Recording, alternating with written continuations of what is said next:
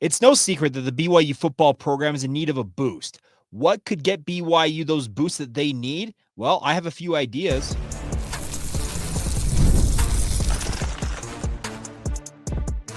You are Locked On Cougars, your daily podcast on the BYU Cougars, part of the Locked On Podcast Network, your team every day. What's up, everybody? I'm Jake Hatch, your host here on Locked On Cougars, resident BYU insider. Thank you for making Locked On Cougars your first view and or listen of the day. And as always, thank you to all of you who like to call our everydayers right here on your original daily podcast focused on the BYU Cougars. Today's show is brought to you by our friends over at the College Football Playoff. The College Football Playoff is here, and you do not want to miss a moment of the action. College Football Playoff presented by Allstate begins with the first four-round games December 20th and 21st on ESPN, ABC, TNT, and Max. So check that out this weekend. All right, let's start off today's show talking BYU football. Now, I mentioned in the open of today's show, BYU's in need of some boosts. Where do they need to get those boosts from? Well, I think the first thing is BYU needs a boost in terms of going into the offseason on a positive note. The only way to really do that, in my mind, is to win your bowl game against the Colorado Buffaloes. They obviously could use a boost in the transfer portal. They've added Carson Ryan, but a lot of the other targets, I would say, the BYU had in the transfer portal early on. Now, the portal is still very much wide open, and there are names still to go in and out of the portal over the next couple of weeks. But the bigger thing is BYU could use a boost in getting some recruiting wins, especially when it comes to the transfer portal. I don't want to downgrade Carson Ryan's addition because I talked about it on yesterday's podcast, and I think it's a really, really nice addition. But he's the only addition right now via the transfer portal. Seemingly every other guy that BYU I had on my list of their targets have picked other places. Now, that's not all of them, but they need a boost in that regard. They need a boost in recruiting overall because they finished last year in the recruiting sphere very strongly going into the National Signing Day in early February. They need a similar type boost. So what's it going to take for BYU to get all these boosts? Well, simply put, just win, baby. I think that's the number one thing BYU can do. They are going to get a lot of eyeballs. There have been multiple articles written. I saw one in the Deseret News saying that this could be the most watched game in BYU football history. And I don't think that's out of the realm of possibility because this is a game against Colorado, against the Heisman Trophy winner in Travis Hunter, Shedeur Sanders, Deion Sanders, Coach Prime, the head coach. The glitz and glamour that Colorado brings to this game, and not to mention BYU's literal international fan base, and it's literally worldwide, that is going to cause a lot of extra eyeballs to be on this game. BYU could do a number of things to help themselves or hurt themselves in this game, but if they want to get the boosts that I feel like would get BYU back going and having that positive energy going into the offseason, you got to go and beat the Colorado Buffaloes. That's easier said than done because Colorado has proven to be a very tough out this year. And that's a credit to Coach Prime and the Buffs because they have proven that they are not the pushovers that many thought they were going to be this year. They have proven to have grit, tenacity, fight. But the bigger thing is BYU, I think, has that same type of grit, tenacity, and fight. I know that a number of you are down on BYU having lost out on that Big 12 title game appearance and a potential college football playoff berth by virtue of their two losses late in the season. I think they can get all Cougar Nation right back behind them by going out there and beating a very, very competent and quality Colorado Buffaloes team because, once again, there is no feeling like watching your team win. Even that Houston game, the BYU won to close out the season, we saw the wind go out of their sails in the proverbial fashion once they found out that they were officially eliminated from the Big 12 title game. You could just see it in that game. And I think that's one of those games you don't necessarily come away feeling like, hey, they won, but that wasn't a great win for BYU. You want to watch this BYU team go into the offseason and be feeling good about themselves, be feeling themselves, I guess is the term that I think the Young Bucks like to use. They want to be looking at things looking pretty rosy going in to 2025. And I think all you got to do is go out and beat the Colorado Buffaloes. I think it would signal to a lot of people that BYU, they are not a team to be trifled with. They're not a team to be overlooked. They're a team that's here to compete, that's here to play. And more importantly, they mean serious business. BYU under Kalani Sitake, unlike some of his predecessors, have taken bowl games fairly seriously. The Lavelle era, one of the kind of this, I don't want to call it a stain, but one of the marks on his record as a head coach, they didn't win very many bowl games. Same thing with Bronco Mendenhall. One thing Kalani's got, he's got a winning record in bowl games as BYU football's head coach going in now his 9th season. And I think it's his 7th bowl game now in his career. It's a really, really nice record. I think they're 4-2 overall in bowl games. And I'd say BYU pushed that to 5-2. You're going to have to slow down Travis Hunter. You're going to have to get pressure on Shedeur Sanders. But there are opportunities, I think, for BYU to win this game. Colorado cannot, I repeat, cannot run the football. So BYU, you have got to go into this game thinking, all right, they're going to try and pass the ball on us. Our pass defense has got to be on point. That means getting pass rush, getting pressure on Shedeur Sanders. That means getting guys in the secondary, whether it's the cornerbacks or the safeties. They've got to stay glued to their guys. And more importantly, you've got to play as a unit and prevent the big plays downfield. That's when Colorado really gets rolling, is when Shedeur Sanders can sit back in the pocket and start picking you apart. It's kind of a problem for BYU at points this year has been the fact that they've allowed quarterbacks to have extra time in the pocket. Now, the other thing is BYU is very good at forcing turnovers. Shedeur Sanders is a bit of a gambler. He will force balls into tight spaces. Can BYU make him pay? If they can do that, they'll have a very, very good opportunity in winning this football game. But conversely, BYU has to avoid the turnover bug themselves on offense. You can't have the, quote, bad Jake Retzloff, unquote, come out in this game. If he plays more like he's done a lot of this season, where he's been the good Jake Retzloff and he's taking care of the football, he's moved the offense efficiently, they've scored points when given the opportunity to do that, they've cashed in on turnovers and the like. If BYU does that, there's a very clear path to a win for BYU, and it's not one that I'm looking at, wow, you're going to have to, no, it's a fairly good opportunity for BYU in this game. I think it's a very realistic possibility that BYU wins this football game. And I think all that combined with what BYU is trying to do on the recruiting front, whether it's via the transfer portal or once again, the high school ranks, I think all of that would get those boosts that I talked about simply by winning this football game.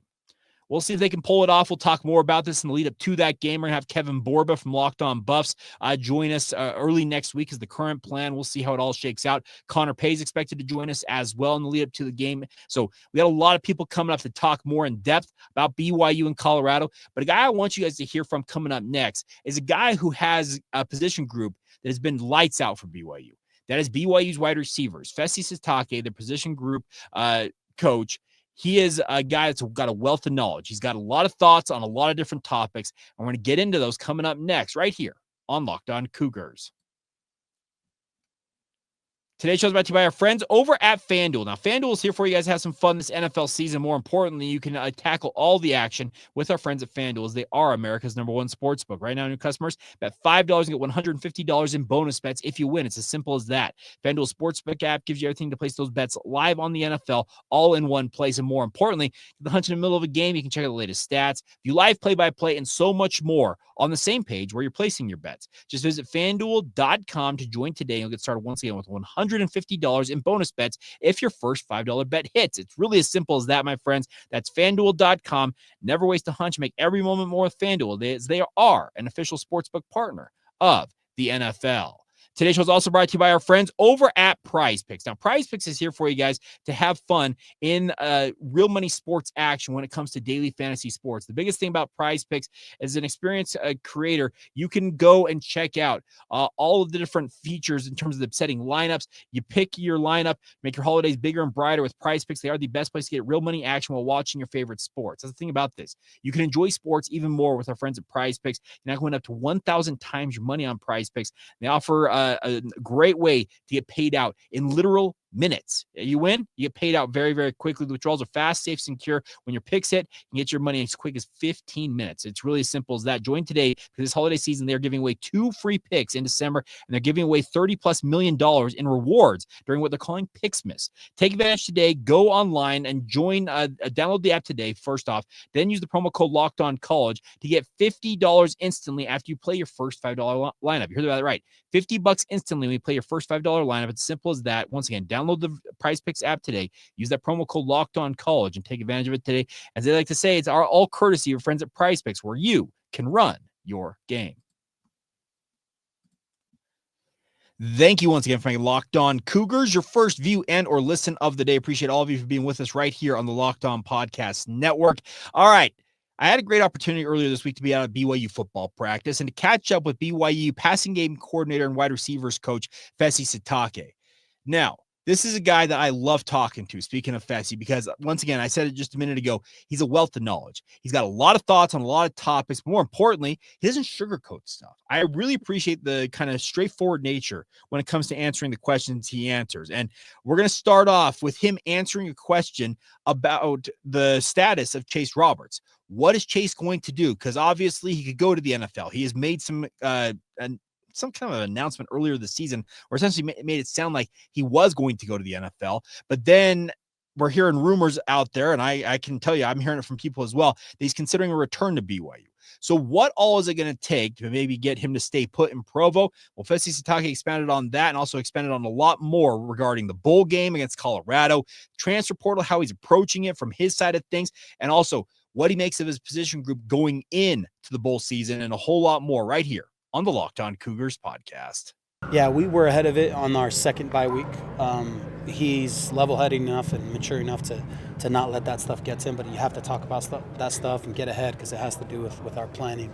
So we had a great talk in the second bye week, and the consensus was we're going to let this bowl game play out, and he's going to have a quick decision, and we've had some great talks. And the nice thing is whatever he does, I know is the right thing because of the way he carries himself, how he handles his process. Selfishly, I want him to stay, but I know whatever he does, he's going to have my full support and the team's full support.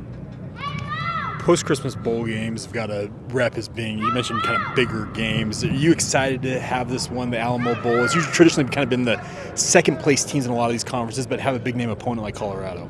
Yeah, it's a great opportunity, man. Especially we're the only team in the country that gets to play the named Heisman. You know, they can all say, yeah, we played him, but at the time he wasn't one. You know, so that's a real thing. There's talented players. There's a lot of quality players who are going to be playing on Sundays, and so a lot of our guys understand the magnitude of this bowl game, the quality of it historically, but also just at face value, the opponent and who we're going against and the individual players. And so it's going to be exciting, man. I think the guys are going to definitely be ready for it. I know his primary position is cornerback, so how excited are your guys to go up against him?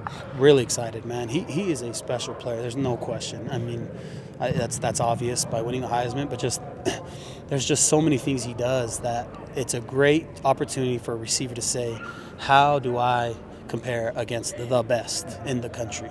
And you can say that statement pretty broadly and just say, oh yeah, cool, I play at this level, but to go against that caliber of a player, man, it's over the course of 60 minutes and every snap, it's going to be a great opportunity, and the guys understand that. Now, bowl games obviously involve extra prep. When you guys have a post-Christmas, how much more advantage are you able to take, I guess, of those extra practices because it's a later bowl game? It is huge, man. It's a mini spring ball for the guys who are all coming back, the guys who we need to develop. So we felt that last year, how much that hurt us to not have that extended season. We had some growing pains early in spring ball because of that. And so this is just going to allow us to stay ahead of the curve to even be more efficient in spring because we're getting a lot of the rust out right now. Now, bowl games don't count against guys' eligibility. How are you going to balance that? You mentioned with guys developing. Yeah.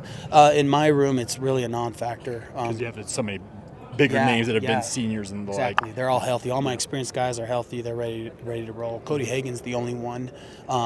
We had already burned his red shirt, but he's most likely going to miss the bowl game. And so other than that, it's the guys who we planned on. Now, obviously, the offense, you're talking about wanting to take the next kind of steps. You have a lot of these guys coming back, Jake especially. So what can you work on most, I guess, at this time of the year that can get you ahead next year? It's the boring answer, but it really is just polishing up the base things, that chemistry, that connection. There's so much offense.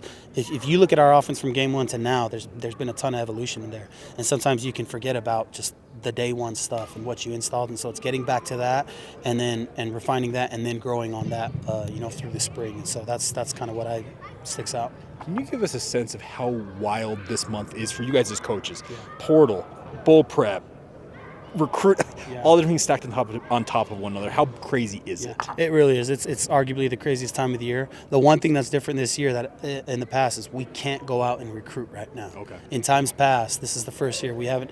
You add on travel now on top of that, and that's hard to do with bowl prep and portal, retaining your own guys. So the fact that we can't go out on the road, that helps kind of mitigate some of all that chaos and stuff like that. So it's a wild time, man. Like I said, every day is a new day. You can't assume just because a guy's safe today doesn't mean he's safe tomorrow. And just because a guy's not in the portal one day doesn't mean he's not going to be in there tomorrow. On both sides, on our current roster and all the other 130 whatever programs out there.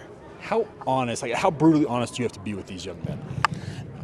Me personally, very, and I'm probably going to take one receiver, and it's a very specific niche type with the amount of years, a certain size, and amount of years of eligibility.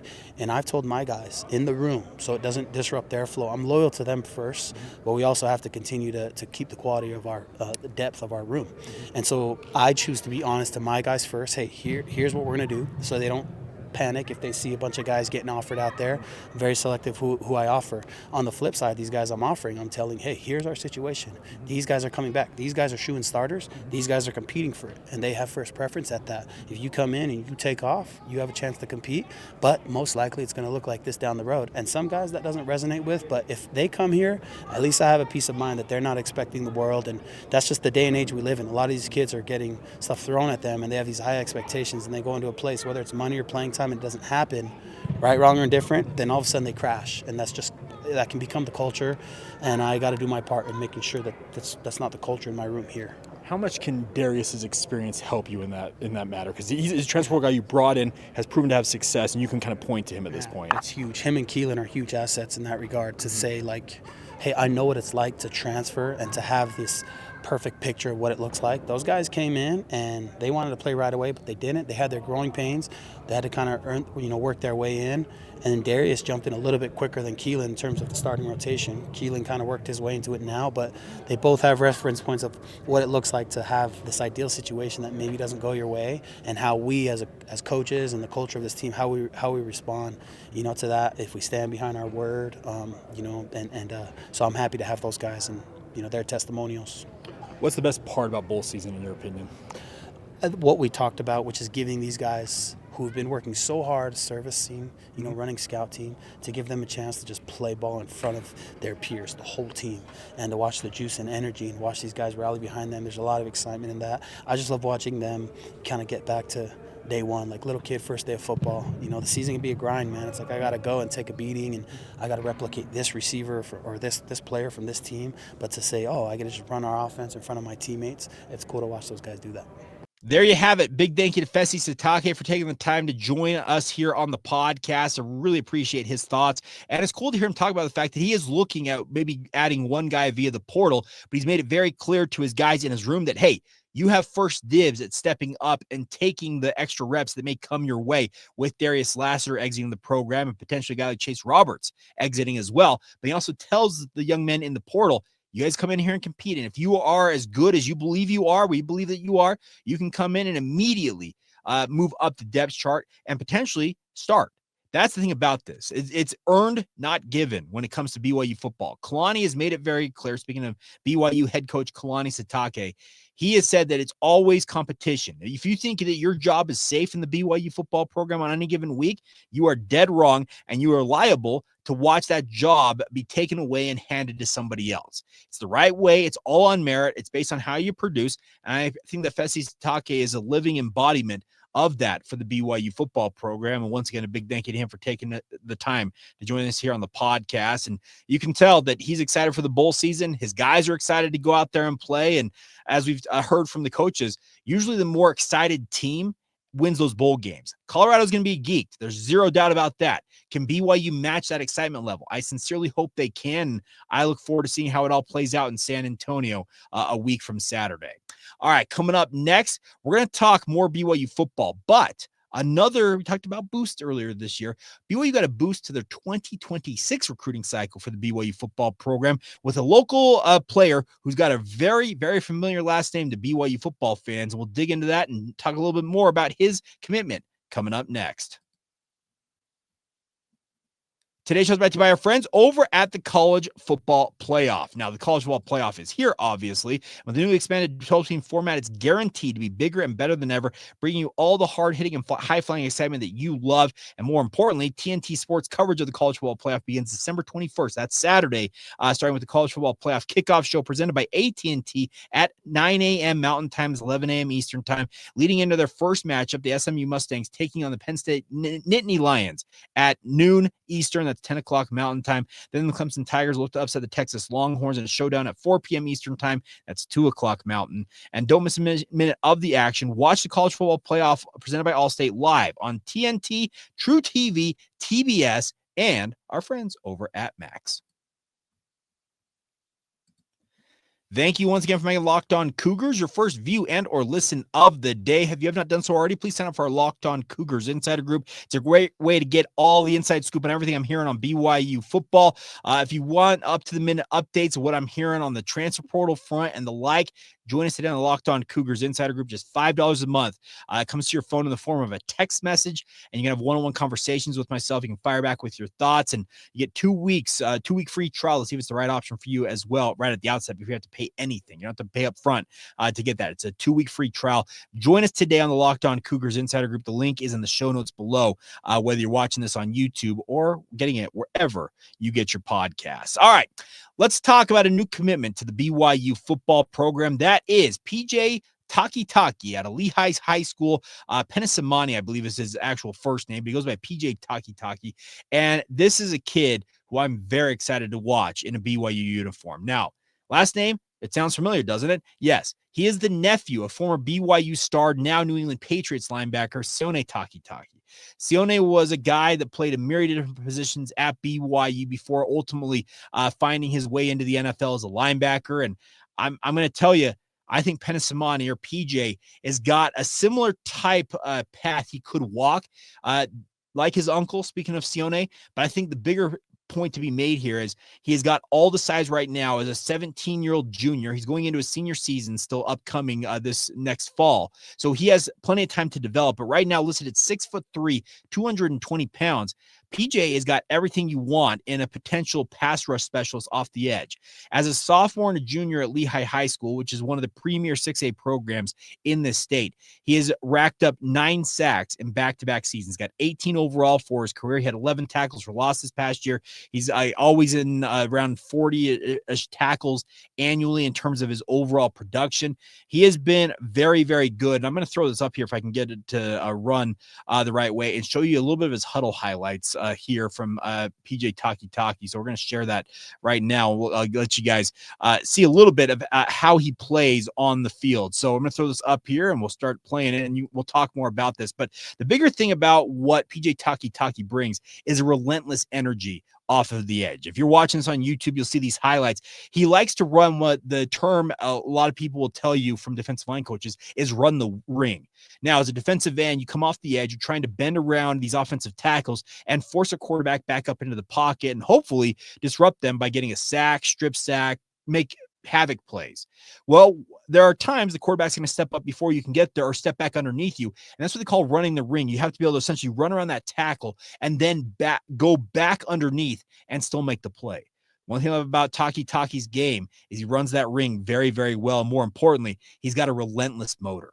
Like I said, 6'3", 230 pounds. I think given adequate time and development, this is a guy who could develop into a 6'3", 250-pound absolute behemoth off of the edge for BYU at defensive end. It's no secret BYU needs better defensive end play. They need more havoc created off of the edges. It lacks far too often for the BYU football program. And what you watch here with PJ just getting after the quarterback is it's relentless. He does nothing better than get after the quarterback, and that's something BYU absolutely can use in their arsenal. And I look forward to seeing what this young man can offer to the BYU football program, once again, given the adequate time. He's got plenty of time to develop. He's got another year in high school, and who knows what he can accomplish this coming year for Lehi. But he's also an 87 rated prospect from our friends over at 24/7 Sports, which is a high 3-star, nearing 4-star territory. So there is a lot to be excited about with regards to what he could bring to the table. And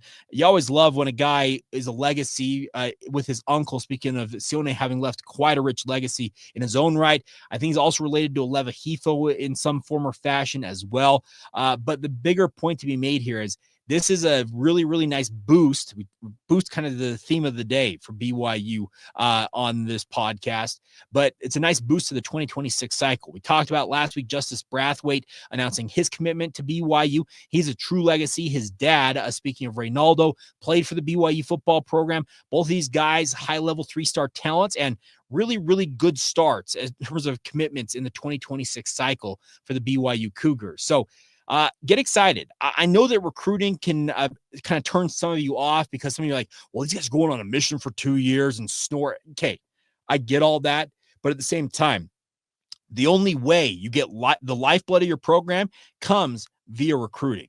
So you got to talk about it. I love talking recruiting. It's one of my favorite things. I cover high school sports to a very, very deep level in my day job with the KSL Sports Zone. I do 3 different Player of the Week awards during the prep football and basketball season. So I'm fairly engrossed in this world. And I can tell you, getting a guy like PJ Takitaki to commit right now before he really, I think, quote unquote, blows up on the national scene, it's a nice addition for BYU. He had an offer from Cal. Vic So'oto, the former BYU linebacker / defensive end in his own right, had offered PJ, but he decided to pick BYU and essentially end the process in some ways before it really began, because getting interest from other P4 programs out there, but didn't have any other offers. Did he short circuit that? Maybe so.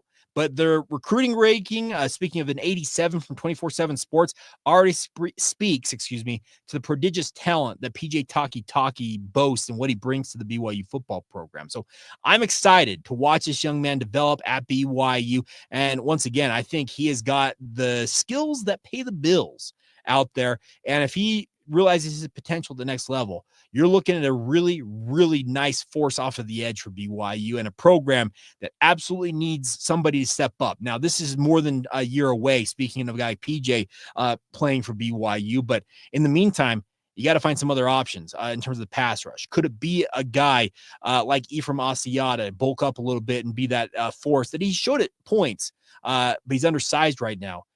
I think that there are some nice pass rushers coming into the BYU football program, but the biggest question mark, are any of them going to be able to really boost BYU's pass rush to the level it needs to be? Because it has been lacking, and it's been lacking for way too long. Notwithstanding some really good production this year in terms of the turnover output and everything for BYU's defense, the pass rush wasn't elite, and it needs to be elite for this defense under Jay Hill to be operating at peak efficiency. Now, some of you may quibble saying that you thought it was elite. I will tell you the stats do not back that up. Just looking at the sack numbers, the havoc rates, and the like, it was a nice uptick, and it was a trend in the positive direction versus the downturn it had last year in a big way. But I still think there is a lot to be accomplished. And the hope is in due time, a guy like PJ Takitaki can be part of that answer for the BYU football program.